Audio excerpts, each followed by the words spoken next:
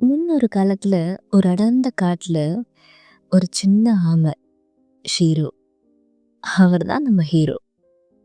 மற்ற மிருகங்கள் போல ஷீரோவுக்கு தைரியமோ வேகமோ இது எதுவுமே கிடையாது.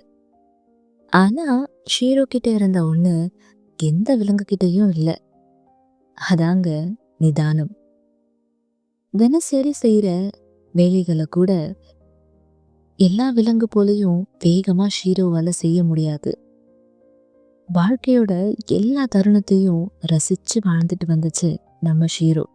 அவனோட ஆமையோடு தான் ஷீரோவோட பலமே. எந்த பிரச்சனையில இருந்தும் தன்னோட ஓடு தன்னை பாதுகாக்குன்ற நம்பிக்கை ஷீரோவுக்கு அதிகமாவே இருந்துச்சு. ஒரு நாள் வானம் இருள் சூழ காத்தெல்லாம் பலமா அடிச்சு மரம் எல்லாம் கீழே சாஞ்சிட்டு இருந்துச்சு. ஒரு பெரும் புயல் வெள்ளத்தோட வரப்போகுதுன்றதுக்கான அறிகுறி அது.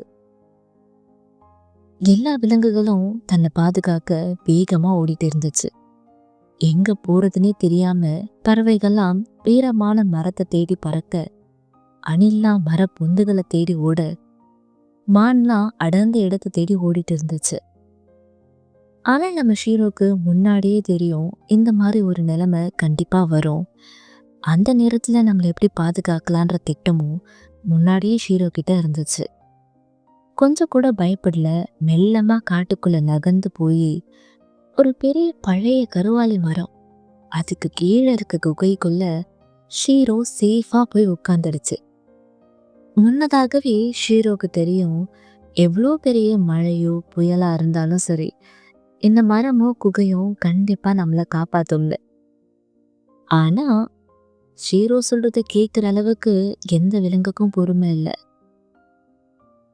பல மணி நேர போராட்டத்துக்கு அப்புறம் புயல் தன்னால அடங்குச்சு. ஆனா காட்டுக்குள்ள சேதாரம் ரொம்ப அதிகமாயிடுச்சு.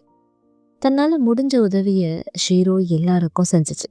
சொல்லிகள்லாம் சேகரிச்சு பறவைகளுக்கு கூடு கட்ட ஷீரோ உதவுச்சு. அப்படியே அணிலுக்கும் மானுக்கும் நாட்கள் நகர ஷீரோவோட அறிவும் நிதானமும் காடு முழுவ செய்தியா பரவுச்சு. இவ்வளோ பெரிய புயல்லையும் நிதானமா தன்னையும் காப்பாத்தி மற்றவங்களுக்கும் உதவுன ஷீரோவோட குணம் எல்லாரையும் வியப்படைய வச்சது.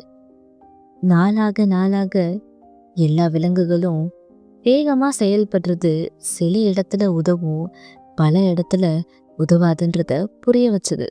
எப்பவும் நிதானமும் அறிவும் தான் கை கொடுக்குங்கிறத எல்லாரும் கத்துக்க ஆரம்பிச்சாங்க.